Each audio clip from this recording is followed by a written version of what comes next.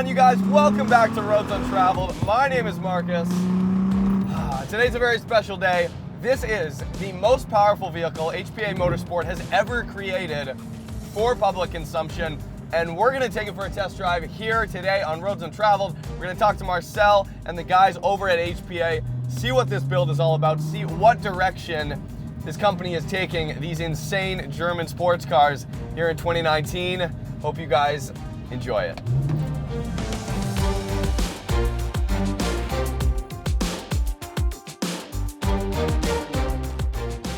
So essentially what we have here, when it really comes down to it, is a single turbo VR6 build with more power than you will ever need, ever need. Enough power to completely melt your face off at any given moment. The response, almost the response of an NA engine, and just an all-around overall street package that is totally daily drivable and manageable in the hands of the mortal average human.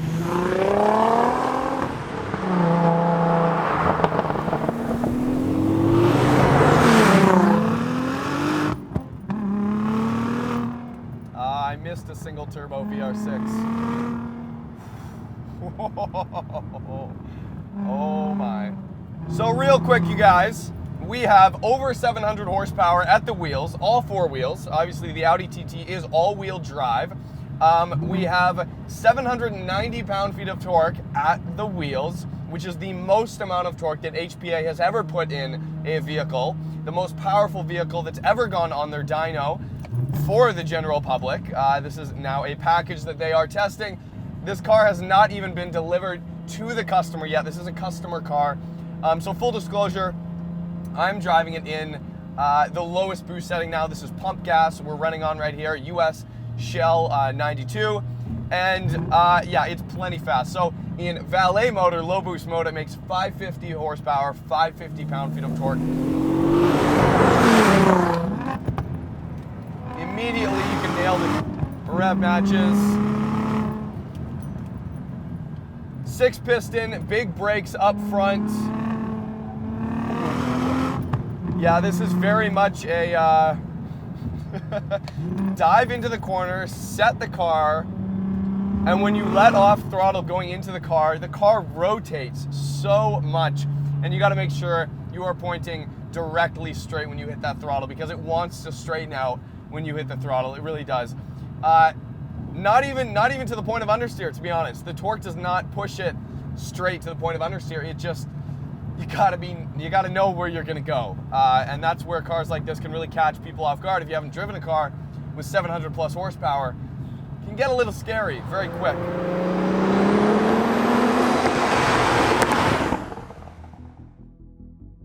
All right, my name is Marcel Horn. I'm the owner of HPA Motorsports. We're in Langley, BC, Canada.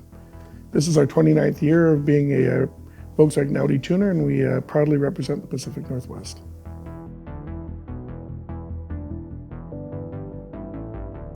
Being that we're on YouTube here right now, it's really hard to imagine that when the company actually started, there was no Google, there was no www anything. I remember the very first chatter about something called the World Wide Web coming in online. So the biggest barrier of entry for us at the time was information. We had to go to Germany, fly there, pick up microfiches, go to the Vancouver Library, find a viewer, seek out part numbers. It was a totally different world than today with my phone in my pocket. I want to Google a part number and I get every kind of image, installation, video, how to redirect. I was thankful that, having a command of German, I could fly over there, speak the language, make some friends, made some really good friends early on, and learned more about where the cars came from and how to modify them. So in '96, we seized that opportunity. We flew there, we learned who made taillights, who made exhaust systems, what needed to be invested in to create product line. And we were first in order. I think we had number 8 for the Beetles that landed in Canada. And I still remember that first dialogue sitting with my banker saying, I need a loan to buy a Beetle. I want to tear it apart, study it, and change the powertrain. And as he closed his ears and pretended he heard nothing about tearing apart the asset, off to the bank we went, took the money, brought the Beetle home, and within 8 to 10 days, I believe we had the VR6 stuffed into it. So there was so much that was being learned while we were ramping our way through this conversion. And we hauled down to California with it And when the Beetle hit the magazine stream, and back in the day, again, before YouTube, a Motor Trend, a Road and Track, a European Car, Max Speed, these were all the big titles. We were blown away by the people that wanted an engine swap, more power. They weren't so interested in fancy taillights or a nice muffler. They wanted that VR6. That gave birth to the HPA GT6, and in 1998, effectively, HPA hit the global stage.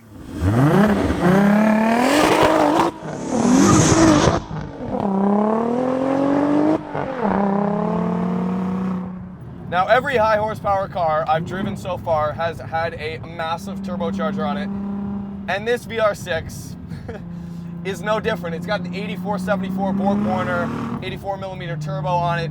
That is huge, but boost doesn't come on at like 5,000 RPM, like quite a few, RB26 2JZ big turbo builds have done. This is like, you look at the dyno graph and it is remarkable. It's like voodoo. I don't know how they do it.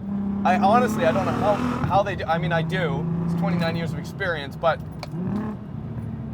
the fact that a VR6, yes, with forged internals, all upgraded internals, can do this is something truly remarkable. And you'll talk to Marcel and the guys over at HPA, and their love affair with the VR6 has not died. It has not died whatsoever. It did not stop in the mid-2000s with that Mark IV R32. Oh no, it is still going very strong. And like Marcel was saying, the first couple of years with a lot of these Volkswagen Audi products are where you want to put your money, especially in the used market. That is where you want to go to get your platform to build upon, simply because after that, then the profit margins are so small, they have to start cutting costs, and that's when you start seeing all those steel components come back in and the weight starts to go up.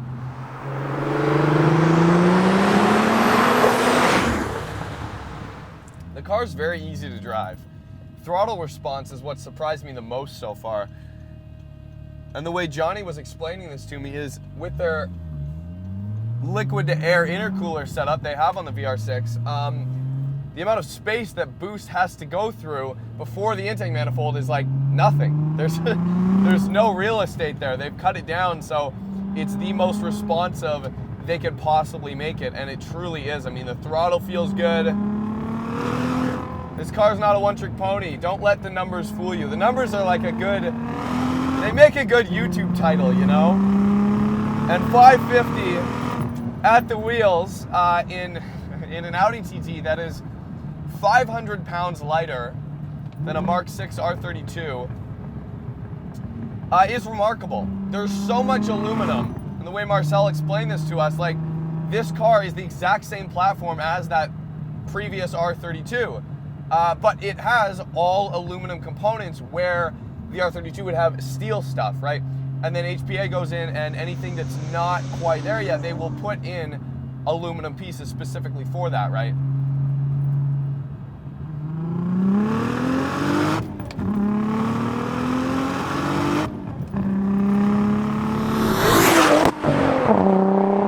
It sounds like a fighter jet.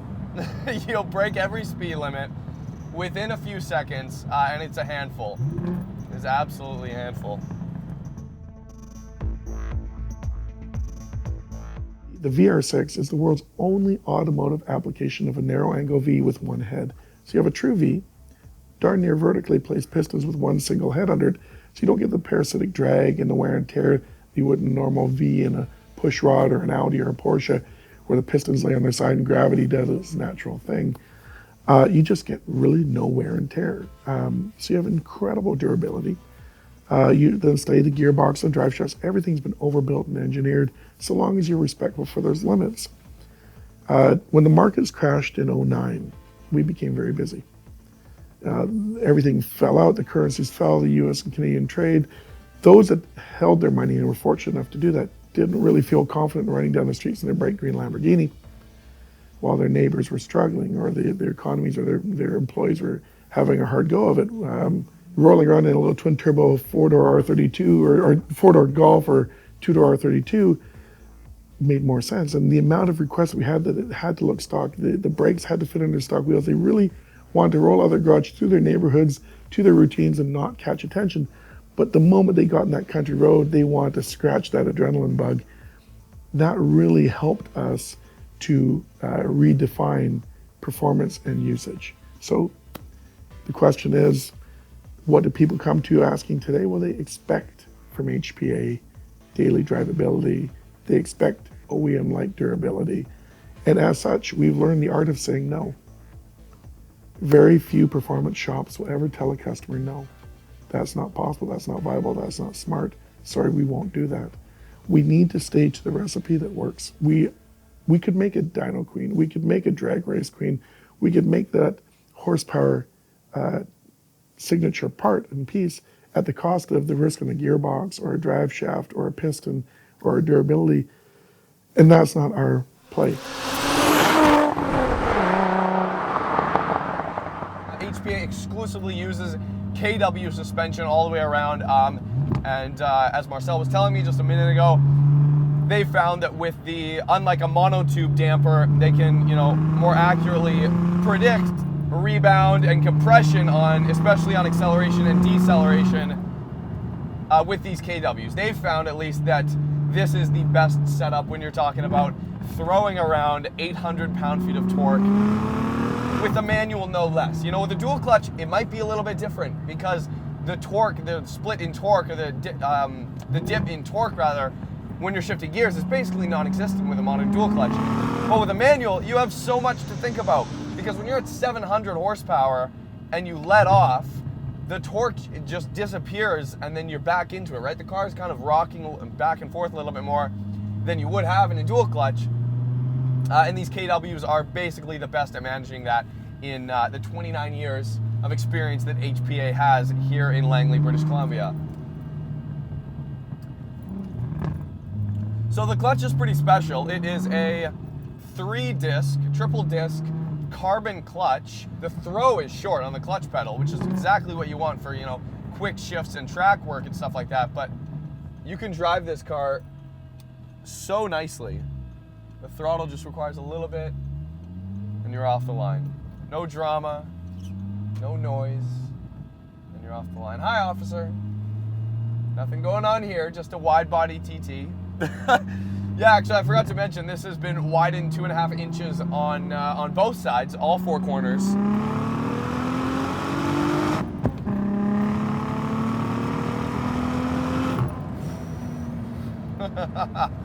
The sound of a turbo VR6 is something that will never get old. My ears will always thank me for getting behind the wheel of a turbo VR6. Oh my God. Torque is king, and they've nailed it. They have in fact nailed it with this car. Especially, this is like their first development of this car. This is the first time this is on the road in anybody else's hands but the people who are building this car from HPA. And I just want to say, I gotta thank you guys so much. Thank you, Marcel, for having us out and tossing me the keys to this car. I know this means a lot for the company. I know this means a lot for the brand, and it's gonna go to a very happy customer. I can assure you that. It truly will.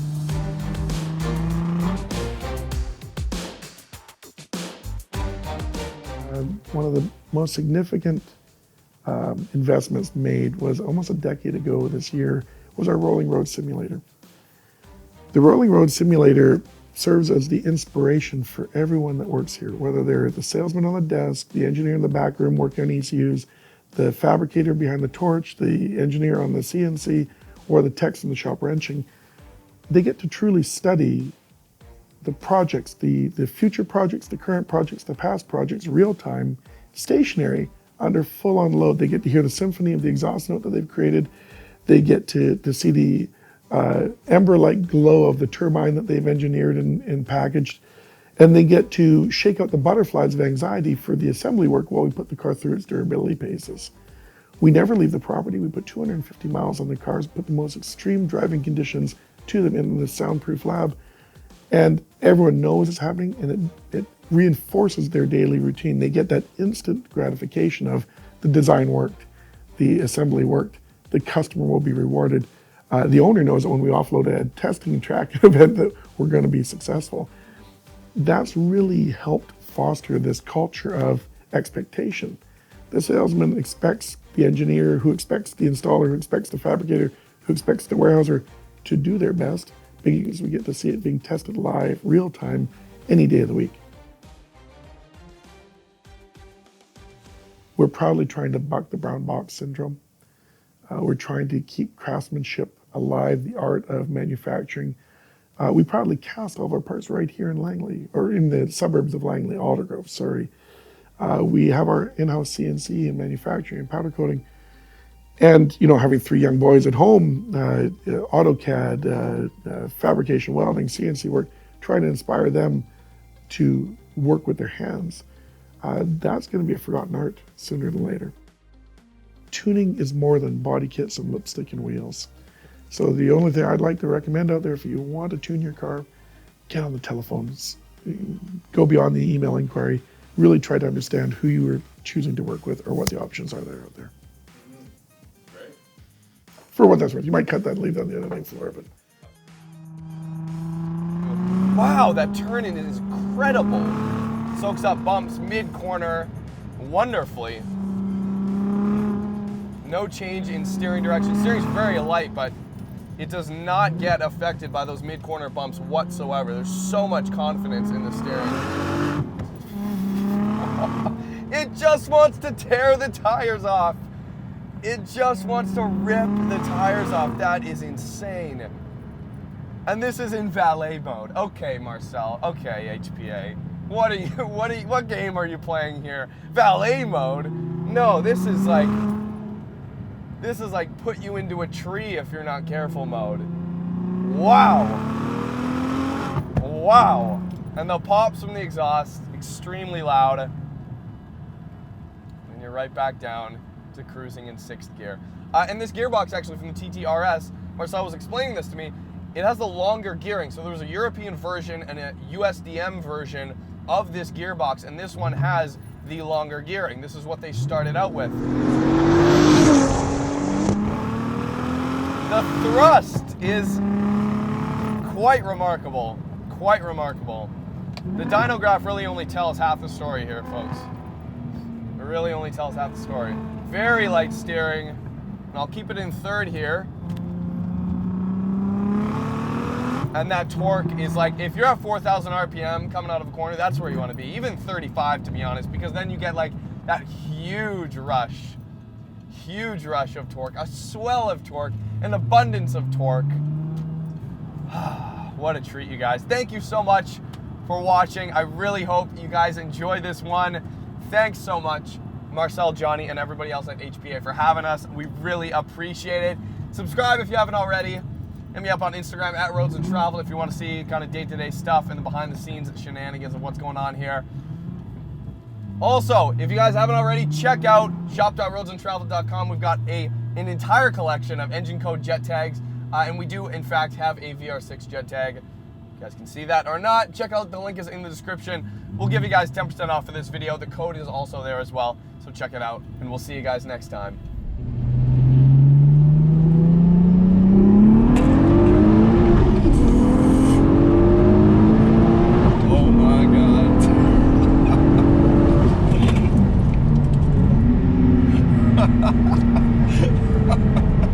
That's ridiculous.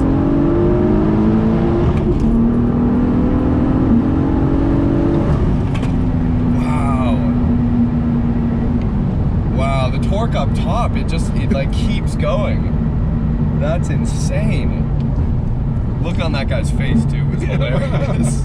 Well, from the outside, they sound like a bloody fighter jet, right? Yes, yeah. Yeah, God, I always forget how great these engines sound. Oh, they just sound beastly. They're amazing. Sounds like a gorilla that you threw a scalding pot of water on. Yeah. Like just...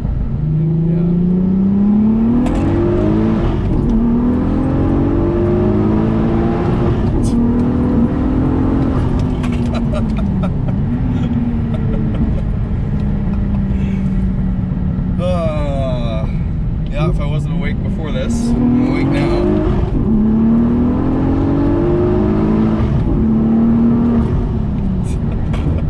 You're right, it kind of does sound like a fighter jet. Wow. Yeah, so there's my, right, like... Yeah. Should be going, I took my, I went for a little drive last night, let's just say. On the road I was at, and I looked down, like, oh, I'm doing 150 mile an hour. Just get out of fourth gear now. Because this is a long geared gearbox too. This is a special European gearbox. In North America, the TTR is a short couple because of our speed limits and making the car more torquey. In Europe with the autobahns and the overdrive, so I put the long gear so you really can run that turbo out. I did not know that, but that makes so much sense. That makes an incredible amount of sense. And I mean, and like a lower, shorter gear, like you're saying, a torqueier, kind of quicker pickup on the low end is so much easier to sell on like a 10-minute test drive. Oh god, yeah. Well, and in the manual version of the O2M, the original gearbox, they made fourth gear